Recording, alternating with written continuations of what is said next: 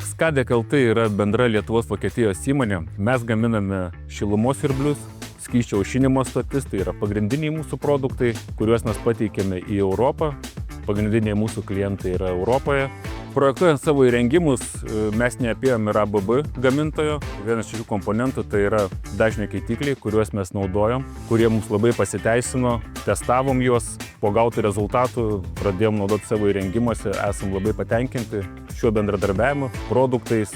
Pagrindinis aspektas, į kurį reikia atkreipti dėmesį, tai iš tikrųjų yra valdymo algoritmai pritaikyti būtent šiam segmentui ir lengva integracija į sistemas, kur bus instaliuojamas pats šilumos siurblys. Dažnio keitiklio parinkimo kelionėje mūsų inžinieriai pirmiausia išsiaiškina aplinkybės, kuriuose veiks dažnio keitiklis, kokius techninius parametrus jis turi išpildyti ir padeda jam pasirinkti teisingą dažnio keitiklį su visais reikiamais komponentais ir opcijomis.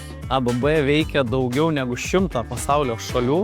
Nesvarbu, kur išvažiuos šilumos siurblys, klientas gali būti ramus, kad jisai gaus reikalingą techninę pagalbą toje šalyje. Pagrindiniai reikalavimai tai yra paprastumas, patikimumas. Mūsų kol kas įmonė yra per maža, kad turėti problemų su nepatikima įranga. Net ir aš su savo žiniom galiu priėjęs sukonfigūruoti dažnio keitiklio, tai yra paprasta, viskas, instrukcijos geros.